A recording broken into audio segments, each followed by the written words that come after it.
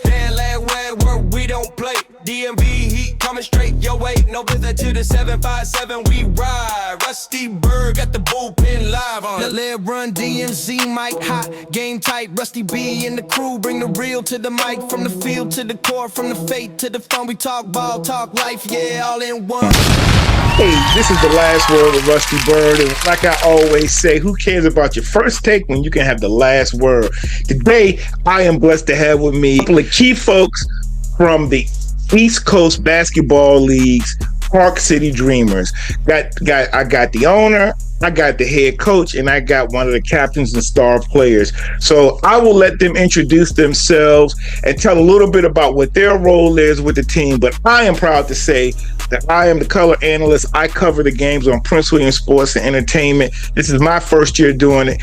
Covered all their home games, and y'all, it is some great, exciting basketball. But let's get started with Jeremy. Jeremy, go ahead. Tell us your role is, and we'll learn more about you a little bit later. Go ahead.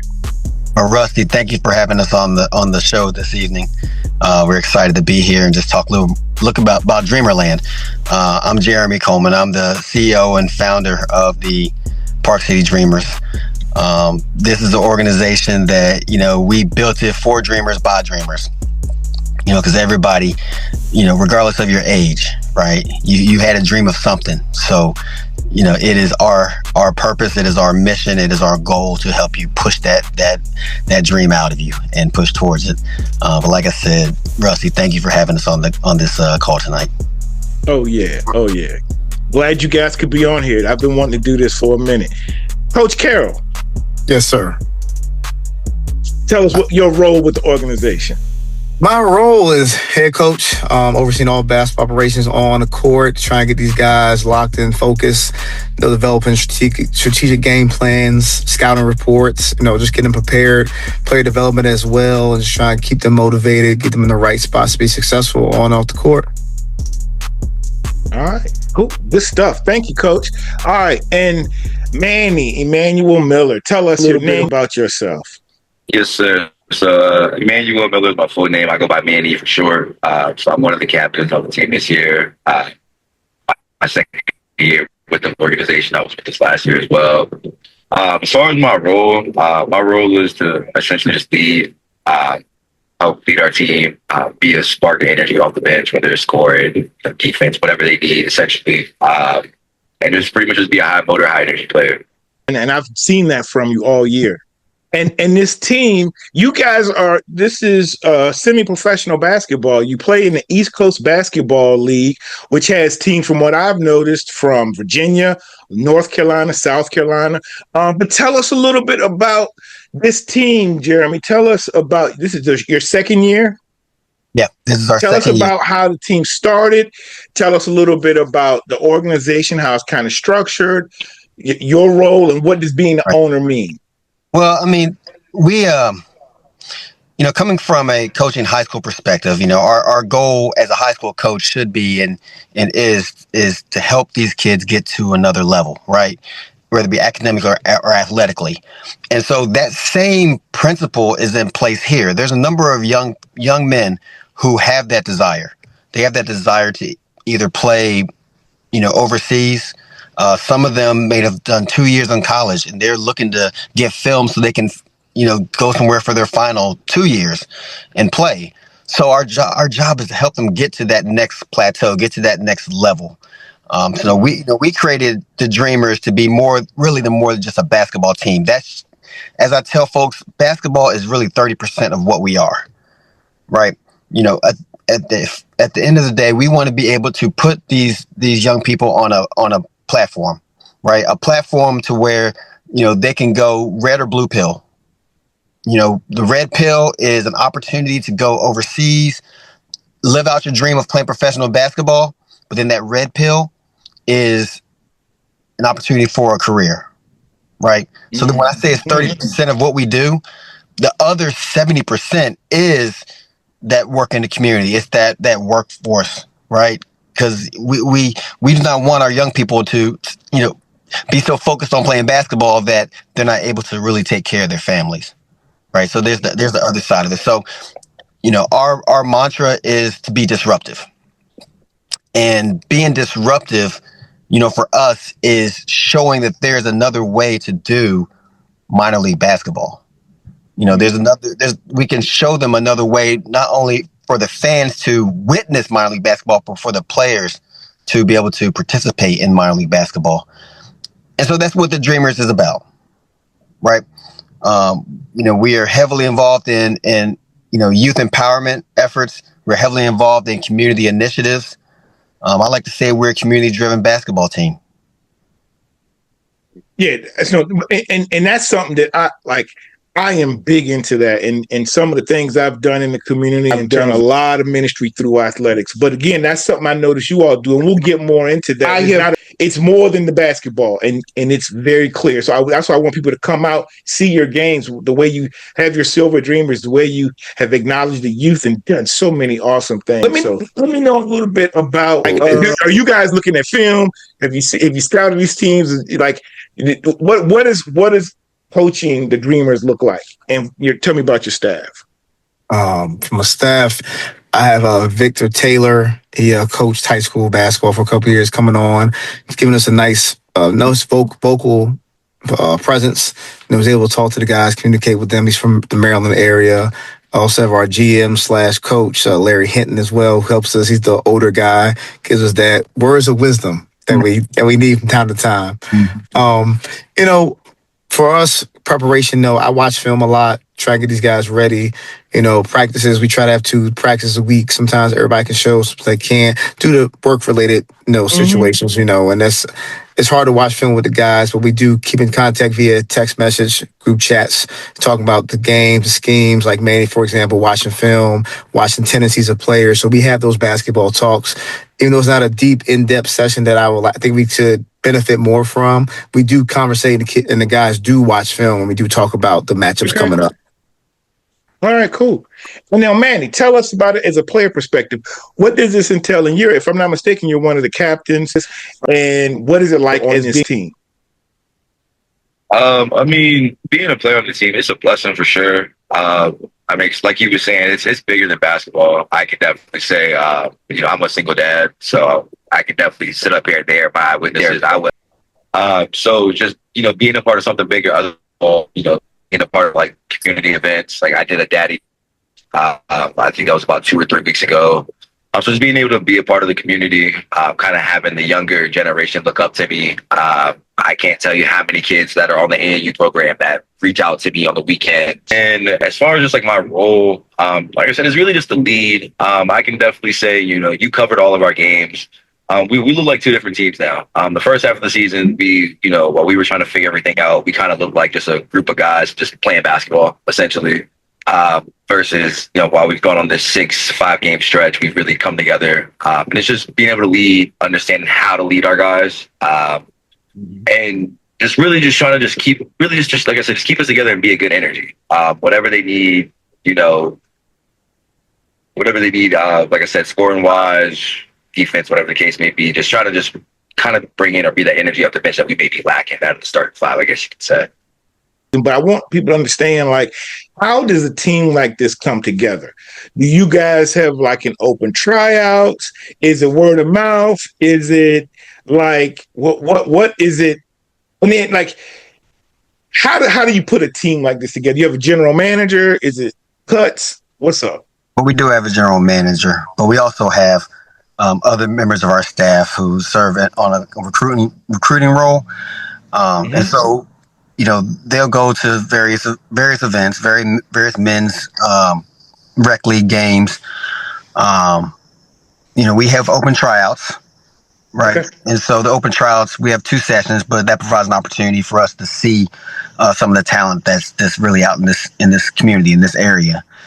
The league that we're currently in doesn't really have one of those combines. That's really league wide, and even though they have tryouts down in North Carolina, we are the most northernest team, so we rely on that word of mouth. Guys like Manny, who knows what the needs are. After last season, he knew what the needs were, going into this season. And so as he's playing in various leagues throughout the DMV, he's talking to people, along with the other players like Leroy Butts, J.R. Jenkins. They're seeing other players that could fit into this space. And so they have the conversation with them and say, hey, come on out. Let's see how it goes. But between, social media, word of mouth, I tend to believe that, a lot of times the way you treat people and the experience you give them, they become your best PR. We work hard to treat our players in a way that they can be our PR. Yeah. For us. So that's how we, generally get our players, right now. Understanding how he's putting his team together. But let me learn a little bit more about this league. I know you're the northernmost team in the East Coast Basketball League. There are two teams in Virginia, you guys in Petersburg. Then there's a bunch of teams in North Carolina and some in South Carolina. Right. How long has this league existed, and then how did you learn about it? So the league is 12 years old.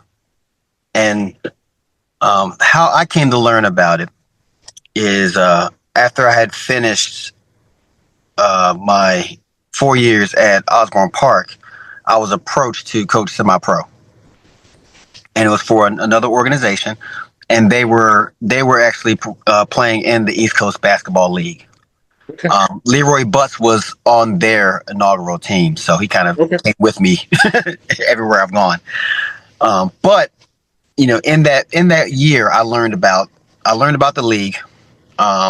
I learned also at a micro and macro level what it meant, really for ownership of one of these teams, what it meant. And so, after doing that year, the team that I was coaching, it kind of, went away, and the Park City Dreamers was then born. Out of that your desire to not leave guys hanging that wanted that opportunity. Because of the relationship that I built inside the league, we were able to be granted a franchise within our first year. Wow, that is great. Now, this league, it starts with you guys in the northernmost. Aren't there leagues like this that go from DC all the way up to New York, New Jersey? Are you affiliated with any of them, or they? Because I have a guy at my church. His son played for a team in DC. Do you all ever play teams up north, or everything is limited to the East Coast? And because I know there are like three divisions. Within East Coast. Well, with East Coast basketball, yes, there's three divisions just within our league. There are other leagues, right? There's, TBL, the basketball league. There's another league called, I think, 50 by 94 that just started this year. Those are leagues that, and it's titled they're professional leagues. Outside of that, you have remember the old ABA with Dr. J? Yeah. There's still a version of ABA that's I saw it. Yeah. And we've attempted to scrimmage those teams just to test us, right? See where we're at against the ABA franchise. But outside of that, with us, East Coast Basketball League just goes from us, we're the top, goes all the way down South Carolina. TBL is really nationwide.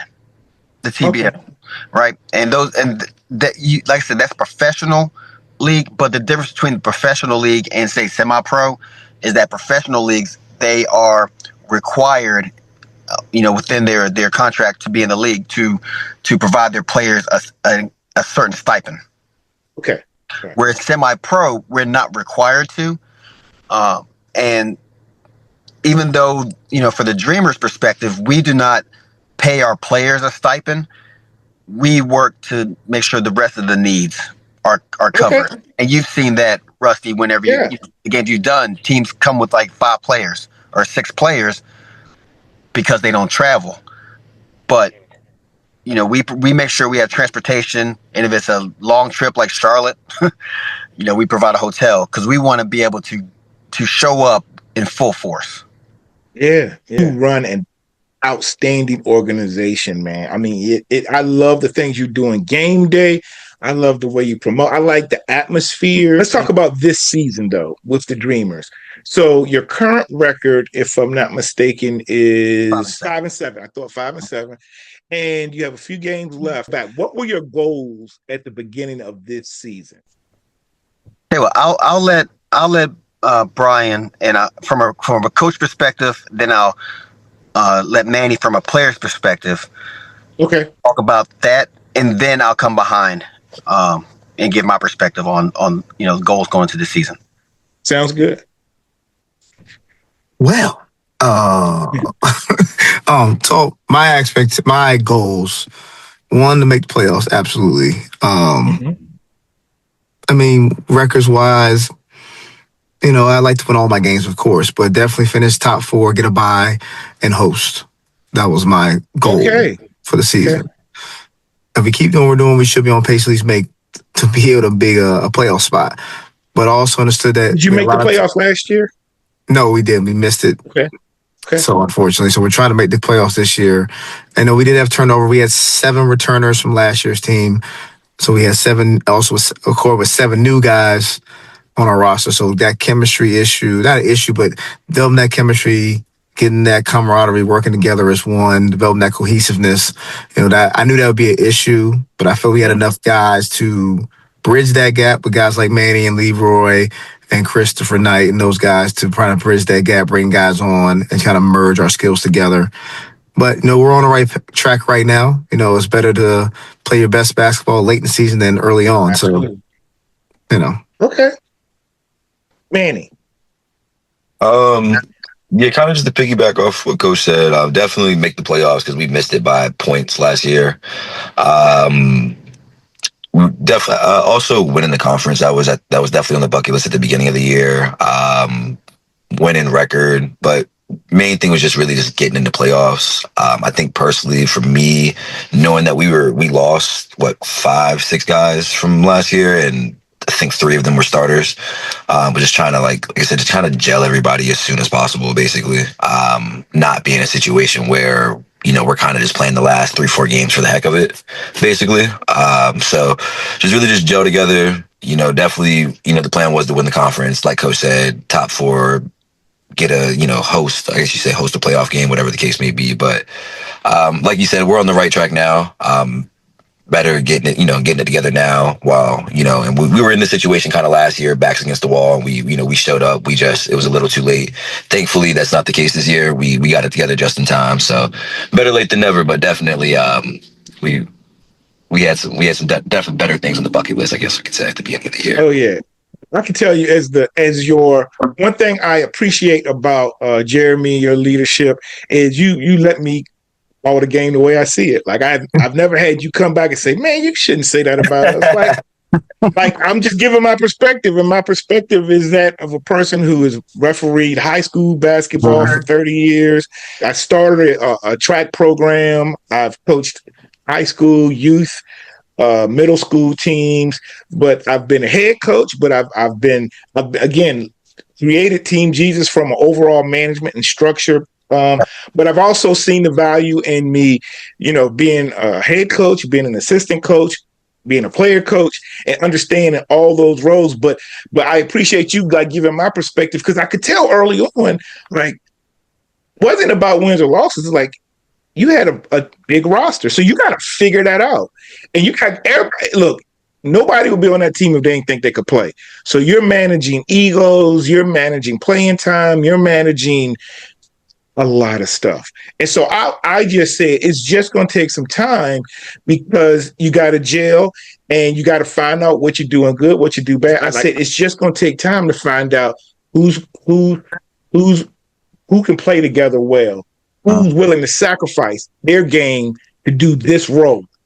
I was just talking to a coworker about this. He's a really good basketball player and coached. But we were talking about sometimes you need the Kirk Rambis, you need the Dennis Rodman, you need somebody like Draymond just said something the other day. If I'd had a chance, I could have scored more, whatever. But you didn't. But what you did do was help that team win 4 championships, right? Yeah. And so he played a role, and that's key. And so my point about me being able to say what I wanted to say is that I'm saying, like, I can tell this team just has to find itself, find who's going to work. Coach, you got to figure out, like, okay, not just I got a roster of 14 people, like, I got to figure out how to manage this. And so I've seen that all kind of come together, and this is the way and the time to do it. If y'all had started, it would have been great to start out 7-0, whatever. Sometimes it's harder to coach that. My point is, I think you guys are really starting to gel, putting their stuff together at the right time. And even though you're 5-7, like one of the, and I wasn't even there, but you guys went into Petersburg and only lost by 4. And they're the number 1 team in the Northern Conference, but probably the number 1 overall team in the whole league.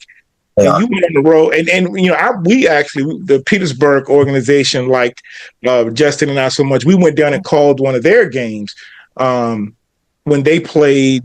Believe it was the Primetime Players or something. Yeah, that's a good organization, a good team, and we went down, and so I saw it. You know, like how they ran their stuff, and you guys are top flight. The things you're doing are just outstanding. And so, but if they aren't, I'm gonna call you on it. I'm gonna call you on it because that's my job is the color. And now I'm also the homerific guy, so I'm pulling for you. But I'm gonna say some things that I think that maybe some people might not like to hear. Anyway, that's how we grow. Yeah, no doubt. And Chip, I'm gonna get into your individual kind of backgrounds, but again, with this season. What does it take to qualify for the playoffs? You said finish in the top. Is it 12. Top 4 of each division?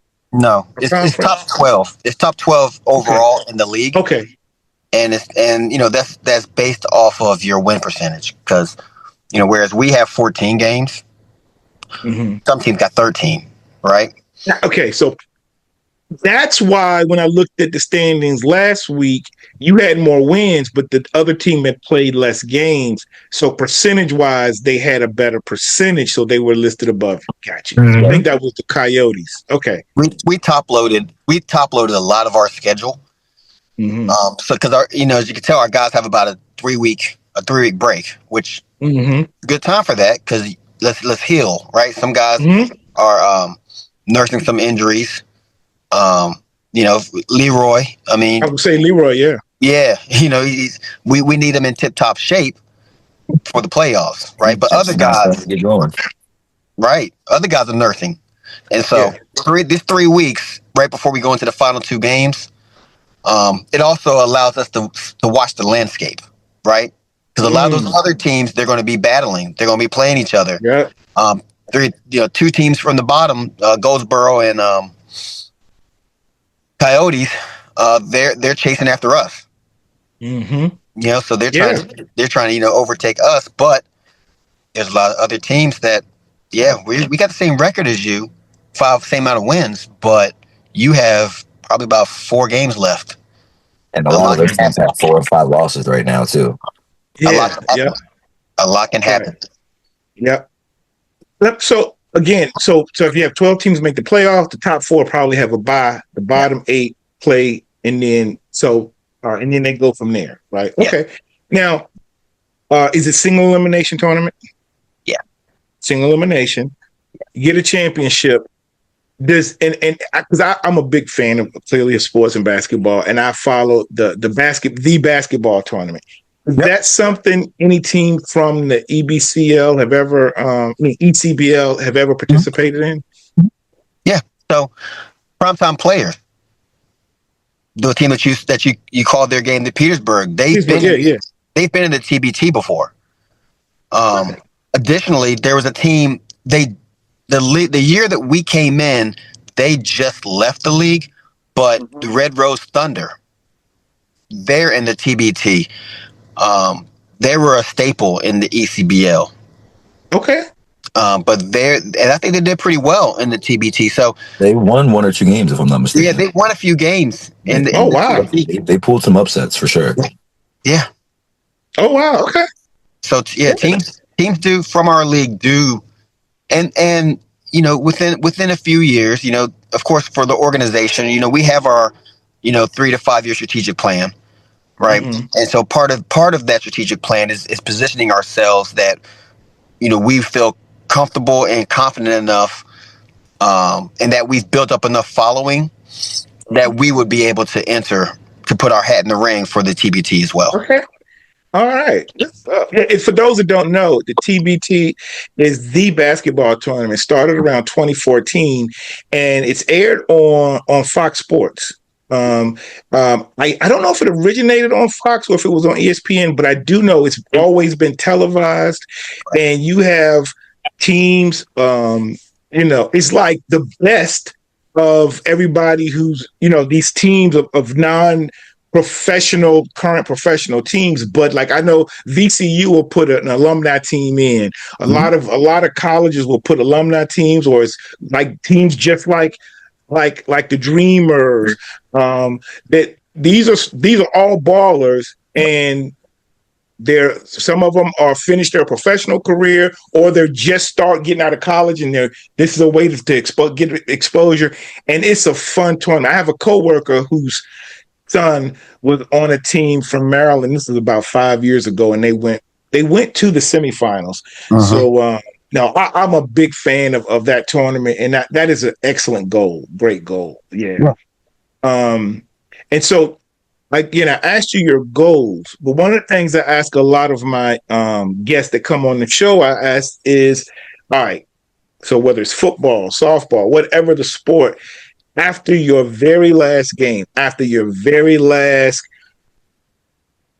basket, the horn sounds, the season over. So whether that last buzzer sounds and you are the conference champion, the league champion, or you lose in the first round, or you lose your last game and can't make the playoffs, whatever it is, how would you, individually, I'm going to ask each of you, how would you define a successful season? I'll start with you, Manny. How would you define, no matter what happens, like what would it take? How would you define a successful? What is it going to take for you to say this season was a success? And it can be personally, it could be team-wide for you. I mean, I think organization-wide, it's definitely just growth. So I think kind of comparing to last year, definitely just bare minimum getting into the playoffs. I definitely think, kind of going out the same way as last year is not ideal. So definitely bare minimum just getting into the playoffs. Yeah, I mean, and then other than that, yeah, just making a run, which we kind of, like I kind of said earlier when we first did our interview, I feel like we have one of the deepest benches, which I feel like that kind of makes us, very dangerous. We have multiple guys on our team that can go for 20, 30 points at any given time. Yeah. So definitely we're not scared. We'll play anybody in the playoffs. Honestly, records don't matter once you get in at that point. So just making a run. I definitely think we have the team to, especially with the way we're gelling right now, to go get us a ship. Honestly.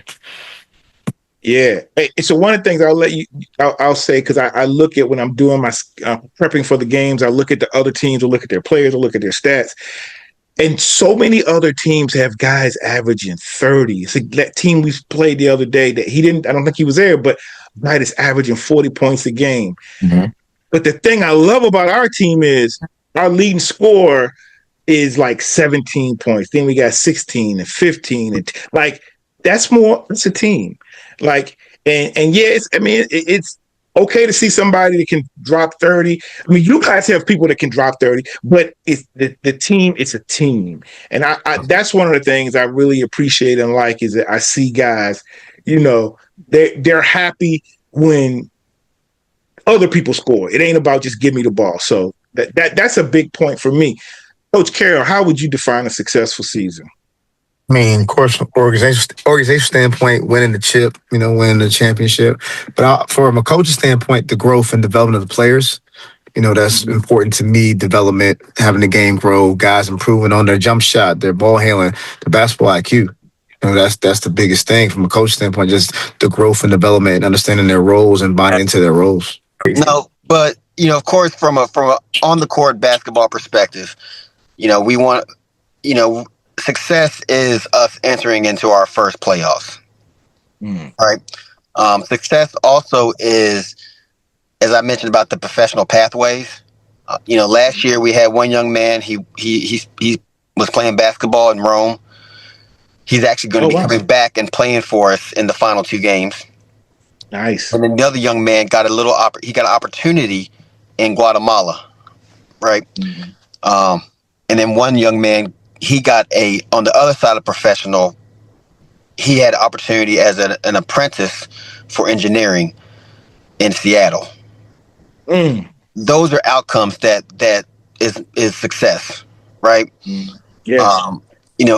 Other outcomes, really is larger than what happens on the basketball court. And I guess, as you've seen how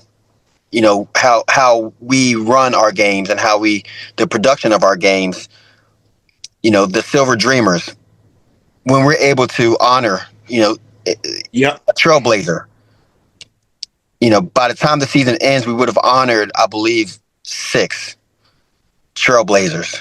That's success. Yes. When you have the opportunity to honor a nonprofit who is, doing mobile, who is taking food to those who are unable to get to the food. Mm-hmm. That's success, right? This next game that we have coming up, which I have in my background, there are a large number of youth who don't have access to the free physicals that are provided. Right? They're free, but they don't have access to them. They can't get to them. And so this next game, we're raising money and raising awareness so that we can help provide physicals for 500 young people. That's success. Yeah. Right. So it's us competing at a high level. It's us being able to inspire young people. We have an AAU organization under us. It's Dreamers Elite. There's about 60 young people, both boys and girls, that yes, the men are the top of the pyramid, right? But then right under them is these kids. Right? So success is how many of those get inspired by what it is they're seeing from these grown men that represent the organization on also a national level. The community relationships that we build as a Dreamers organization and what we're able to do with those. We have an intern. He goes to Potomac High School right now. He's a sports management intern. He wants a career in sports management. So he's getting his real life experience right now. Yeah. Yeah. That's success. Right? So absolutely, the way we measure success is that impact that we're truly making in the lives of people who have anything to do with Dreamer Nation. So that's no that's doubt. Success. That's what I wanted you to be able to share. That's what I was going to actually get into is your community involvement. You just laid it out. Would you tell folks some of the themes you've had? I know after the unfortunate shooting at Potomac Shores, you had folks come in and talk about, the violence. You had representatives from the sheriff, the police department. Can you tell us a little bit about that? Because that was like, to just talk about those things, because those are real life impacting our community. But tell us about some of the things you're doing like that. Right. I mean, again, being community driven means you care about the needs and what's going on in the community. So yes, there was that young man who unfortunately was murdered in Dumfries, which is where we play. And so the next game, playing basketball of all things, right? So the next game was our anti-bullying rally, anti-bullying game, and in which we had some members of the local sheriff office and I think Prince William County Police were there, not to be security, right, but to be there as part of the community. We had a member of a gentleman who was the first black delegate in Stafford County, Virginia delegate in Stafford County, Delegate Mike Futrell. Yep.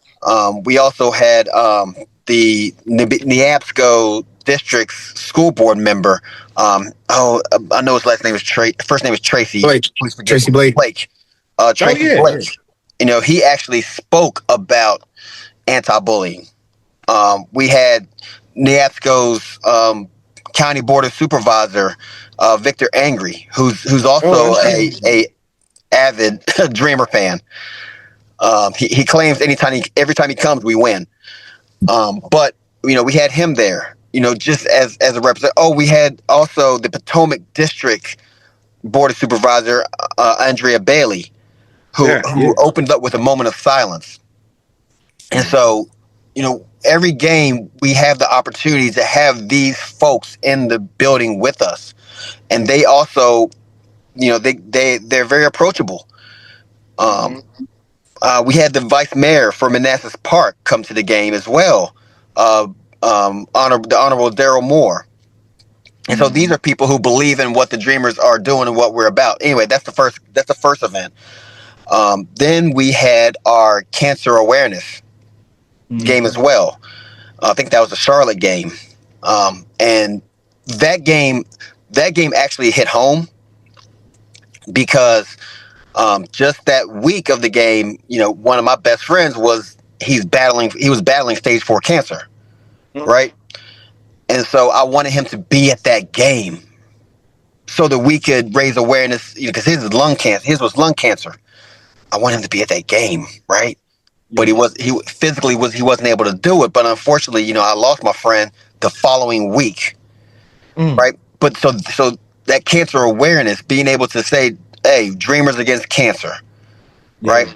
We've done youth empowerment night to honor the youth and what they're doing in this community. We reached out to. We had a back-to-back state champion right here in the county. We reached out to them. Unfortunately, their girls play AAU, on the circuit. So that was the weekend. I think that was a major weekend. But regardless, it was Youth Empowerment Week, right? So we can highlight our youth. And then we just did the Dreamers Against Hunger, because there's a number of young people who are hungry, not just young people, but families that are hungry out here. And so we wanted to raise awareness and also do a drive for the SOS ministry, who is in Prince William County, and they provide mobile they're a mobile food pantry, if you will. Yeah. So every game, we're here to highlight something that's going on in our community, highlight somebody, bring something to light. This is not just a basketball situation here for us. It's real life. And we represent this community. And that's, again, the basketball is cool, but this is the part I want people to know about with these Dreamers. I love your uniforms. I think one of them has the state of Virginia, but I also have seen a cross on your uniforms. And I don't shy away from it. Again, I had a team named Team Jesus. I lead, I'm very active in my church's evangelism ministry. I lead a prison ministry. We go to Birmingham Green right over there in Manassas, and once a month and administer to some of the seniors there. So I am big into evangelism, and I'm big into understanding. And it's not, I'm a Christian, but I'm saying I am super proud of it. But I can work with and relate to all other religions, and know that as long as you're about the business of helping others, then you are good with me. So again, I appreciate that perspective and the fact that you have those crosses on the uniform. Well, I mean, Rusty, at the end of the day, I know we wouldn't try to make this a Bible study, but we are called to really make disciples, right? We're called to bring folks back, right? Bring them back to God, right? Yeah. And so it was no mistake that we have the cross on the back of our uniforms. Yes, we're human. We have our moments, but at the end of the day, we all serve one God, right? Yeah. If you look at our logo was created on purpose. It's intentional. The 3 stars, they have a biblical reference to them, right?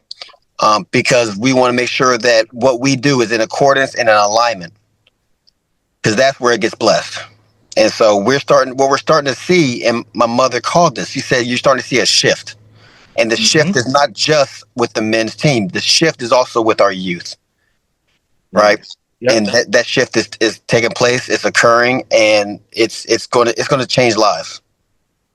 Yeah, amen. Hey, like I said, with Team Jesus, one of the things, whether it was my basketball team, my co-ed softball team, or my flag football teams, at first it was something that might have been that was, with people from my church, but then I definitely wanted others in it. Like to me, it was also an evangelism tool. And when I say that, it's just like you guys where you find somebody here or there, but I would find young people and bring them to the team and like, no, you don't have to be a member of the church. You don't even have to be a Christian. Because for some people, this is going to be the only time they were going to have prayer. Like we're going to pray before every game. We're going to pray at the end of every game, whether we win or lose. And so that was a part of our ministry, and not be shy about it. So I really love what your not just the team and the wins and losses, but what the organization stands for. Great stuff about the team. You guys are going to make the playoffs, but I want the folks to know a little bit more about you all as individual. So what I'd like to do now is just ask you, and we'll start with you, Coach Carroll. Tell me a little bit about some of what your influences like in your life that got you. Like, tell me about your basketball experience. Did you play? Have you coached other places? And then, who were some of the influences in your life in and out of sports? I played back in the day, high school, a little bit of college. Been coaching for about 16 years now at the high school level. I've coached head freshman coach, head JV coach, a varsity assistant. I was a head varsity coach as well. In the Prince William County area, Unity Reed High School, Forest Park High School, Annandale High School, Springer Forge. I guess I get into basketball because I guess my older brother, he played Division I basketball, ODU back in the 90s. He's coaching as well. He's coaching right now. He's the head coach at Clafton University right now. So that's kind of where my inspiration and focus is.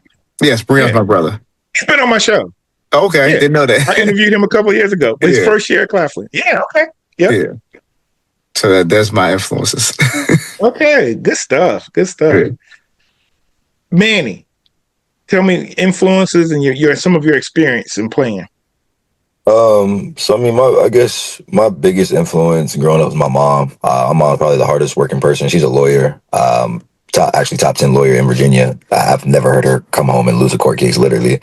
But just seeing her just be a single mom with 3 boys, working nonstop, that was like my biggest just motivation, essentially.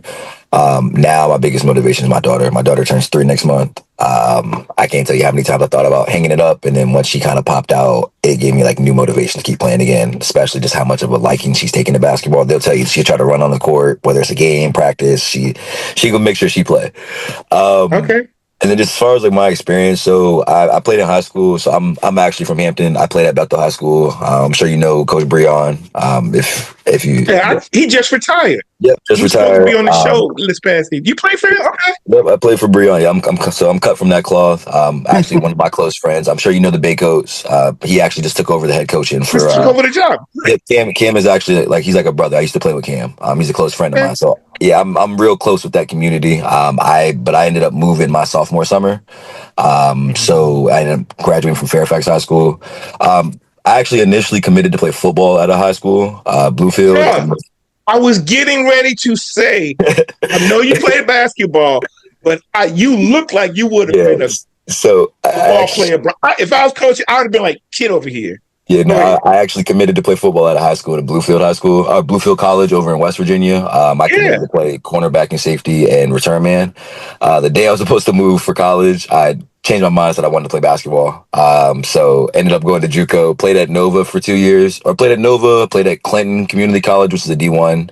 I ended up finishing up at Nova. Pretty much after that, I actually went into working. So I'm more of a businessman. I was selling cars. I ended up moving to Dallas, Texas. Out there, I ended up actually getting into the semi-pro scene.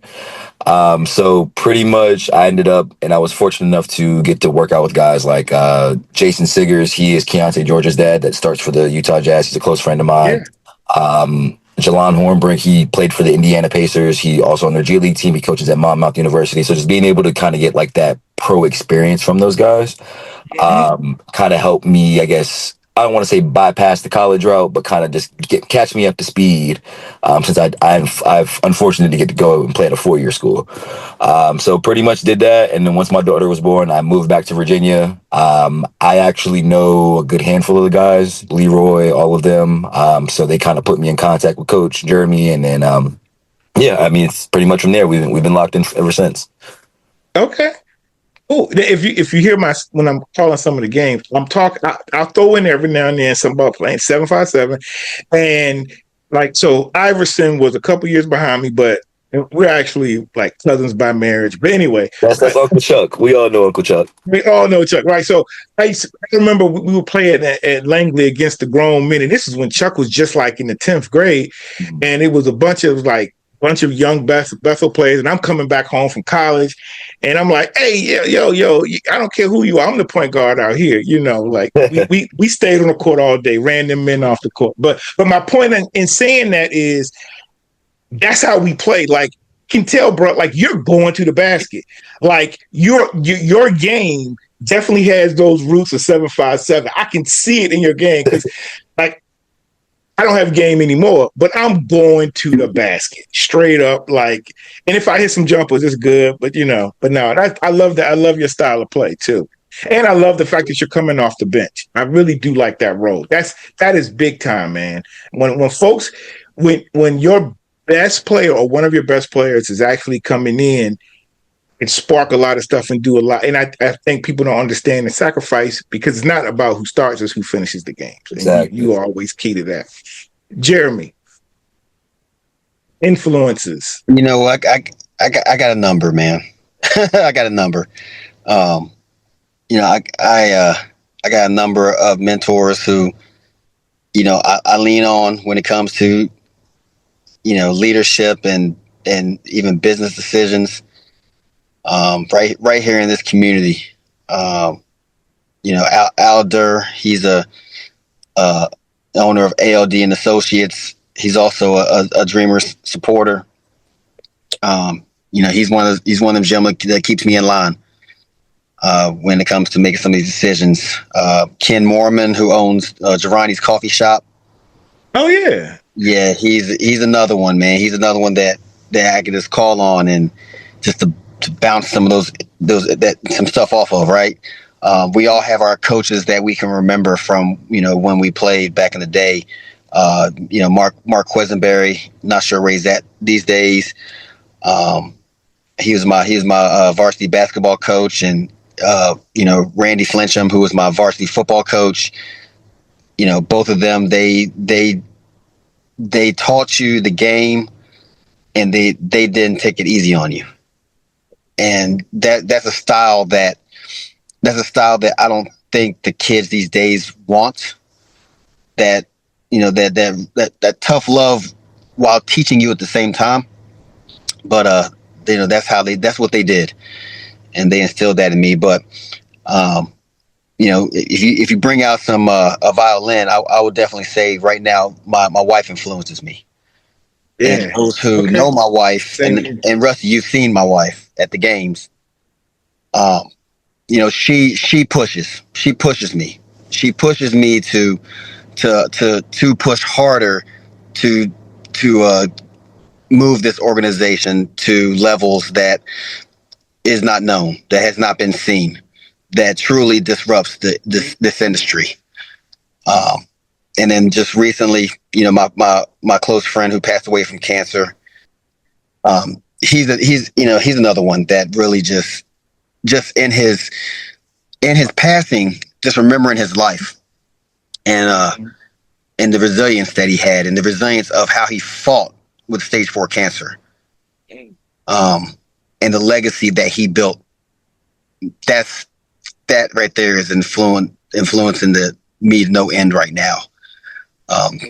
So that's really that's the lighter that lit the gas that's pushing me right now. There it is. That's good stuff, man. So now I want to get a little bit more.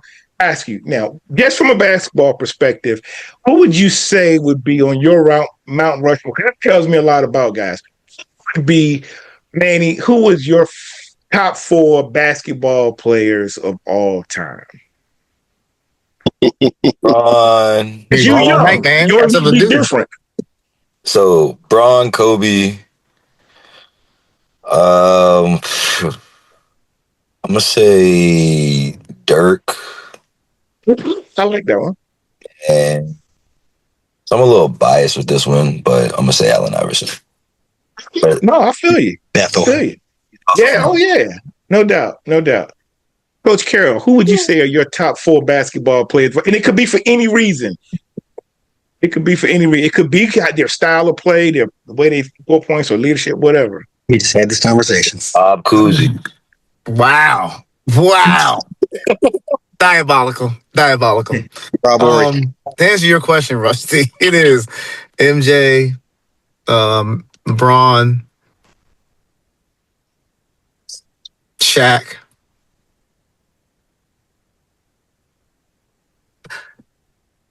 Larry Byrd. Yeah, beast. No doubt. Okay. All right. Nothing wrong with that list.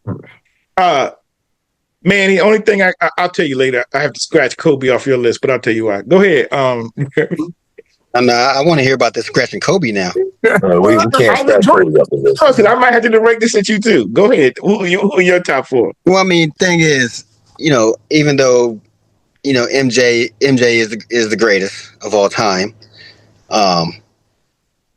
MJ and Kobe, they're almost twins. Mm-hmm. Mm-hmm. So they're kind of together. So that's 1A, 1B. But Magic is on my list. And we talking. Yes. Yeah, Magic's on my list. I'm gonna put Byrd on my list because that was one bad dude. Yeah. And as much as I want to put Shaq there. That was 4. No. 1A, 1B. Oh, here we go. This guy. 1A, 1B. This guy. Yeah, Okay. 1A. Well, that's 1A, 1B. Just told them top 5. Right. I give you 5 right now. Give it who the 5th? Come on, dude. Let's go. No. I mean, I as much as I want to put Shaq. Sure got 4 heads. Not 5. Not any Siamese twins. It's for 4 heads. Come on, get. Well, in that case, if it's just 4 heads, I can't put 2 guys together. Then you got my numbers. You got MJ, you got Kobe, you got Magic, and you got Byrd. Okay. All right. Now I'm going to tell you why. Go ahead and you can make your 4. You can drop Kobe, and I'm going to tell you why. I'm a big time Lakers fan. I go back. My favorite player of all time is Magic Johnson, and so Magic 5 rings, and I say if he had not contracted HIV, people try to get not taking anything away from Jordan. He's great, but I grew up as a UVA, University of Maryland fan, so I hated Carolina, and he always beat my teams. Yep. So I respect Jordan. Now in retrospect, I love what Dean Smith meant to college basketball, to the South, all that. I get it, and I just wasn't a Michael Jordan fan, understanding his greatness just because he played at Carolina and he beat Magic. But Magic Johnson, what I say is, I think he is the greatest player of all time. Just in that we don't know his full story if he hadn't gotten sick. He had 5 championships. Jordan was starting his run, but maybe if Magic stays healthy, he gets another couple. He has 6 or 7, and Jordan has 4. So, but I can't take any away. So I got to put Jordan in my top 4 just because he is the greatest player. But if you just go championships, then you really got to take him out of there, and then you got to go, okay, Bill Russell. But if you just go on championship, that's why I say you can't go championships. But when you go back, and this is why I'm going to tell you, the only thing about Jordan and Kobe is this. I didn't like Kobe because I'm a Laker fan, and he broke him up. Like, I think Shaq would have still been there if Kobe wasn't so kind of selfish or whatever. But I also feel like this is my point about Kobe and Jordan. They are great players, but you wouldn't want to play with them.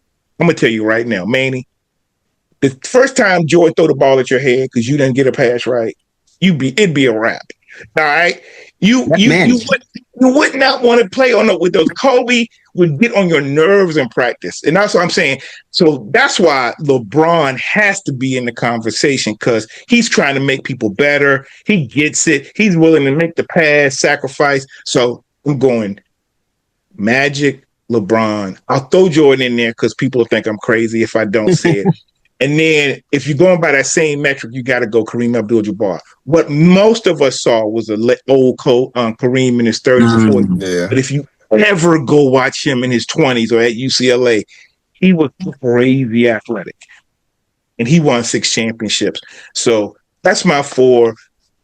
Just playing all y'all. Whatever you think is cool. Again, Kobe is okay, but he can't touch LeBron to me, because I'm going to tell you when I had to put LeBron on the list, when he led Cleveland to a championship. He took horrible organization, team that never won anything, and he won a championship there. Like, oh, it was a wrap. All right. So thank you. Tell us a little bit about you. Okay. All right. Now, what do you guys as individuals do or like to do away from basketball? Start with you, Coach.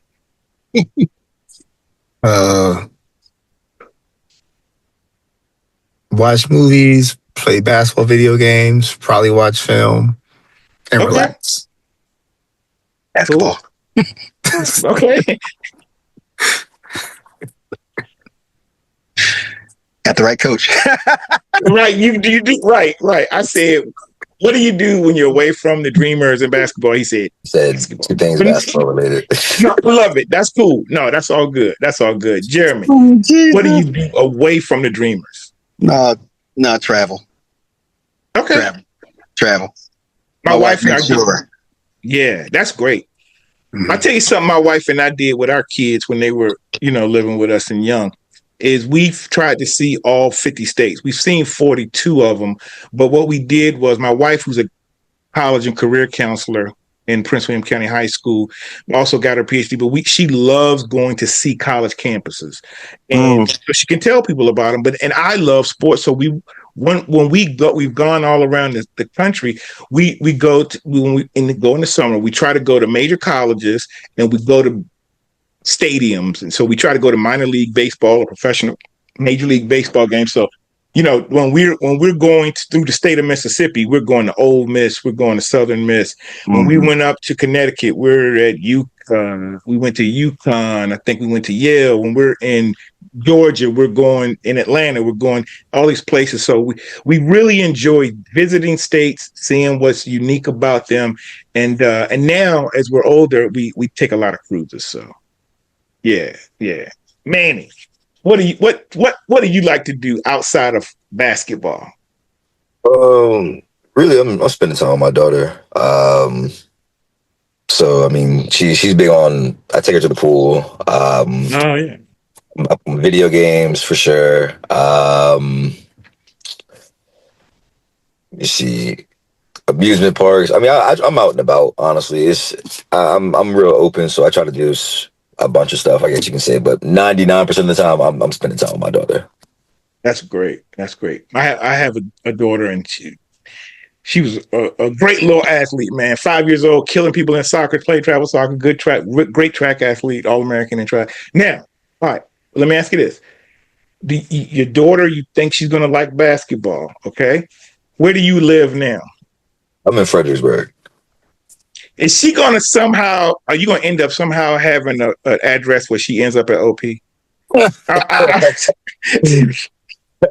So we're going to get ready to wrap this up. But the last few questions about you all outside of the court. You talked about Coach Carroll about watching movies. Like my wife and I, one of the things we do to relax is we like to go to movies. We go. We've already seen Michael Jackson. We went to see, The Devil Wears Prada 2. We watching stuff streaming on Netflix, all that stuff. What do you have a favorite movie or show you like to watch? Like, what would be your all-time favorite movie? And it doesn't have to be sports, but what would you say is your favorite movie or favorite thing you like to watch on TV? It's a tie. I'm gonna ask everybody this question. It's a tie. You're gonna laugh when I say it. Rocky 3 and Blue Chips. Oh no, I'm not gonna laugh at all. That's not bad at all. That is not bad at all. Yes. Okay. But right. Jeremy, do you like to watch TV? Do you go to movies? Are you streaming anything? All the above. A lot of times I'll have it playing in the background while I'm locked into the computer. But I'll say that American Gangster Yeah. is probably one that I like to go to. That's got lessons with Frank Lucas, man. That brother has strategy. Mm-hmm. About building that brand, right? That Blue Magic, Yep. Pepsi. It's a brand name. And so if you see me out anywhere, I got something Dreamers on. Probably 95% of the time, it's about building Good brands, stuff. right? Yeah. He demonstrated a lot of discipline.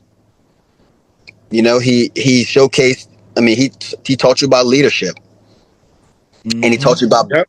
organizational structure. So yeah, as I'm walking through this journey right now, yeah, American Gangster is huge on my list. And then Facing the Giants. I don't know if you've seen Facing the Giants before, the Christian football movie. Oh yes, yes, yes. Yeah, yeah. Well, I mean, that right there, that took me through I had some tough times coaching, and that brought me out of some tough times, because that showed me that it truly is more than just the game. It's is Mm-hmm. is how you include him in the game, Mm-hmm. right? So those two, I think, is Okay. something that's always on my list. Have you ever watched The Godfather of Harlem? Yes, sir. That's my shit. Yeah, yeah, Yes, yeah. sir. Okay. All right. So that the Forrest Whitaker plays in that, and I Mhm. love that because it shows, yeah, the dealing drugs, but like how intelligent those brothers are, how organized, how structured. Like they used it for that, but they could do any business if they wanted. Just Yeah. so I'm feeling you. You like any movie Yeah. or So show you like to watch? yeah. So my, I guess you can say my American Gangster or Harlem or Godfather Harlem is, I like the show Snowfall. Kind of Oh yeah, similar. Similar to that, just a little. It's just more West Coast, but still, I think it's still based in. I think it's in the '90s. I think it's a little bit after yeah. American Gangster, I would say though. And then from a movies perspective, I say me and my so I like older movies personally. Like that's what me and my pops kind of grew up watching. So like I grew up watching like Breaking. Yeah, kind of like old head movies. That's way before my time, I guess you can say. Bro, So I grew up when that movie came out. I was like in middle school, I think. That was a movie that and Purple Rain. People probably yeah, saw like 12 times. yeah. I wasn't even born yet when that movie came out. That movie. I wish another one. I think we used to watch. Oh, Boys in the Hood, of course. Oh yeah, Yeah, Boys in the Hood. Yeah, but I prefer older movies. I like Japanese movies too as well. Like fight movies. Like I like Ip Man and that type of thing too. Just because it's like, yeah, it's a bunch of fighting, but also like it's a lot of good structure and good messages, I guess you can say, from that culture, I guess you can say. Like I have a couple of even just Japanese tattoos on me personally, just from a reference standpoint. But yeah, either some type of old school movie, I'm watching some sort of Snowfall, or something with, I guess, a show typically with some type of structure, or I guess some type of leadership, whether it's good or bad leadership, but yeah. something along those lines. Okay, all right, that's good. Okay, all right. Now the last question is: we all are in our phones. The way we communicate, we get information, all that. Is there anybody in your phone either that you can text and reply, and you'll get a reply, or just you'll be interested to know, or if you don't have somebody like that, is there anybody, if you could have anybody's phone number in the world that you could text and they would send you a reply? I got friends that play in the league. I can text, and it's like, oh, okay. But it's also some people that might be like, I got Rusty in my phone. So, I got Rusty in my phone. I got Try Rusty Jeremy Byrd. in my phone. Right, right. There you go. Or if you don't have that, is there anybody you would like to have? Like, I think somebody I would like to just be able to, like, just shoot a text or say like "What's up?" would be somebody who I think is genuine. Would be like a Denzel.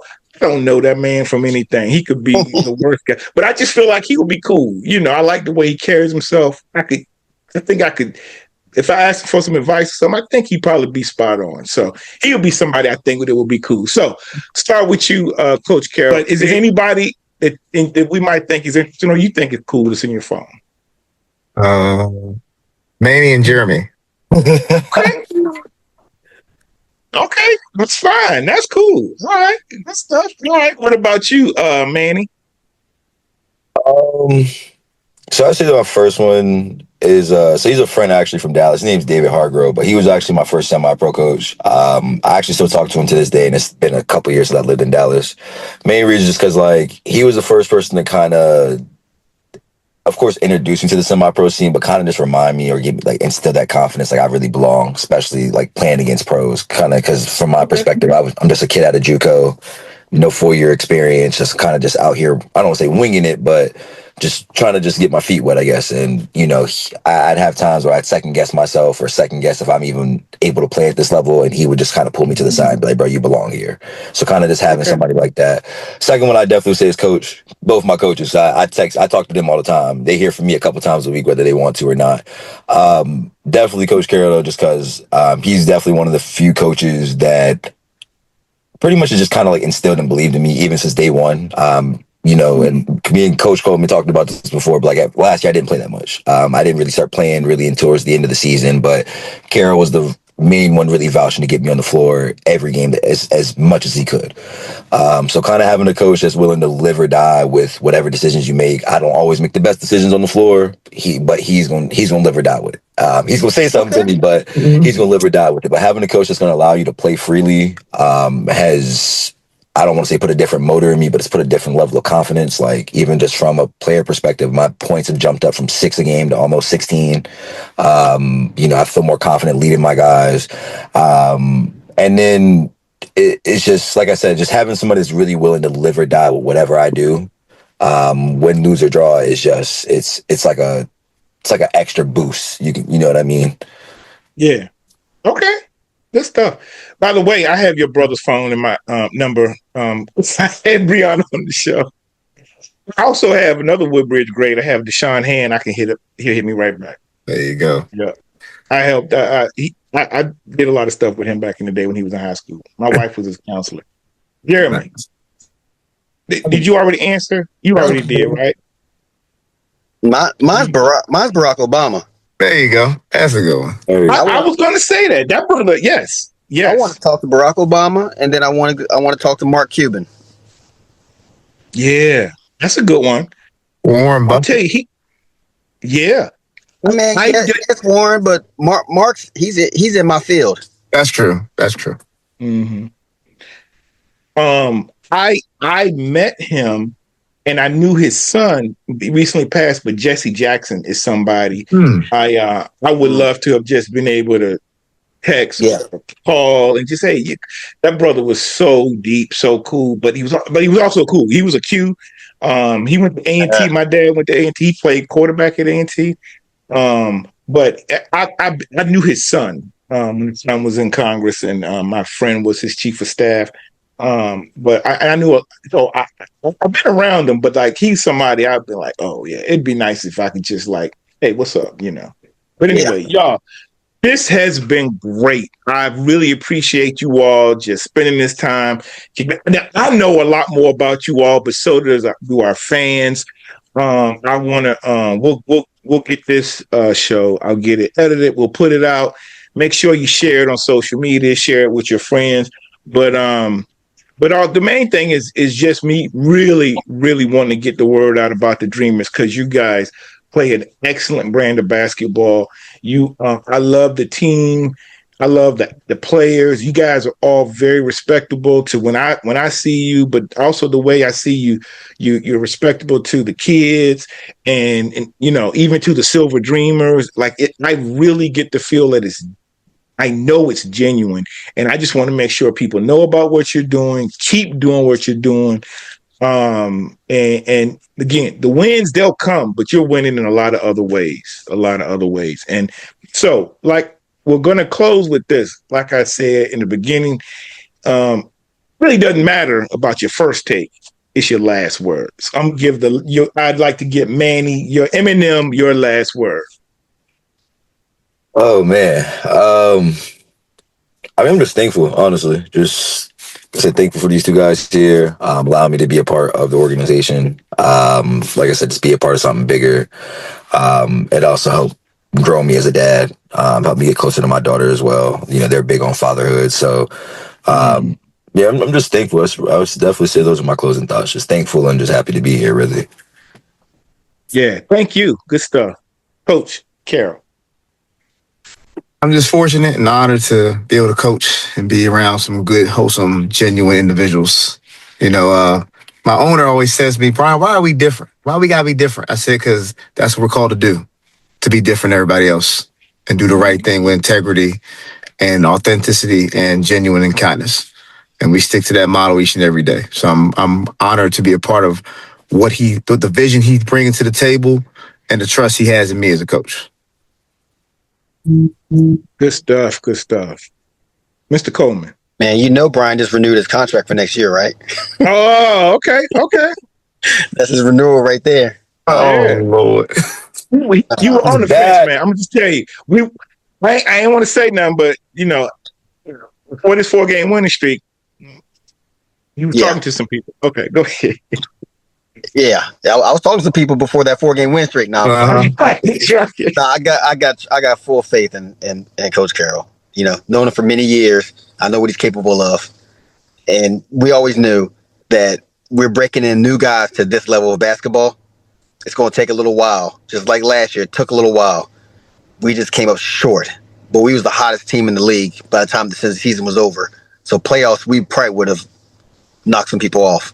This year, again, we're the hottest team at the end of the year. So I'm excited to see what happens.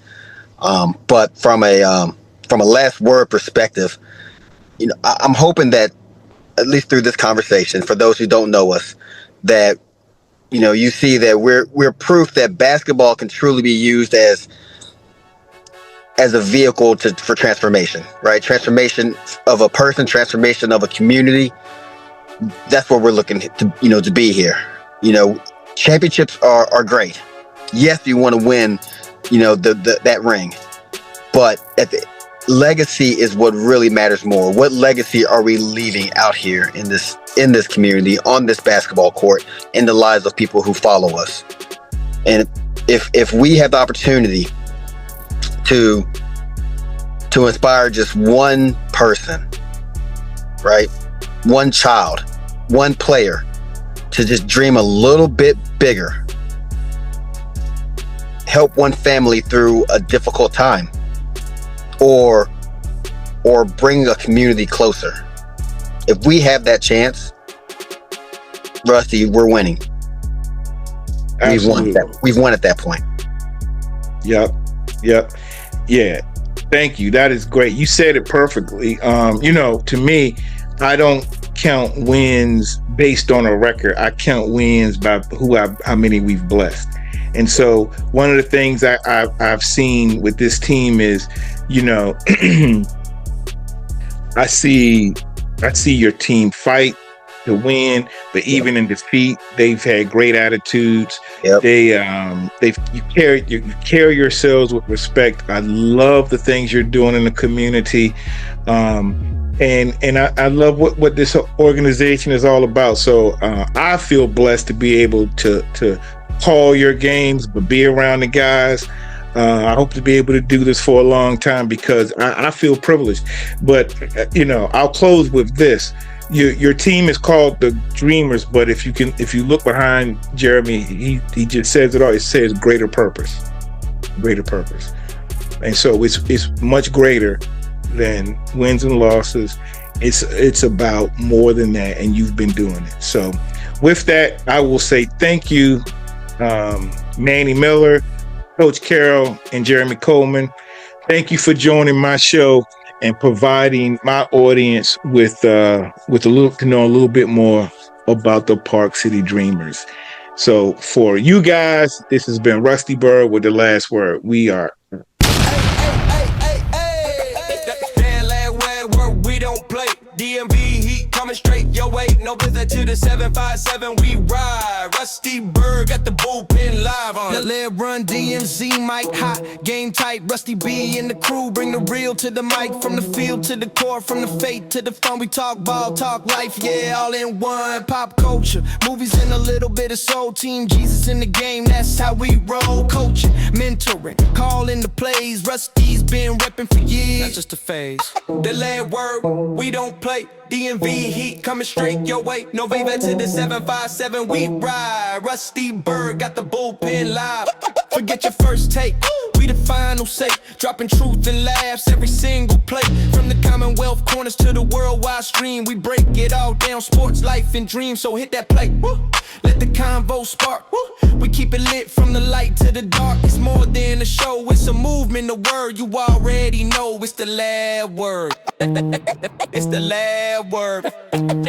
It's the last word.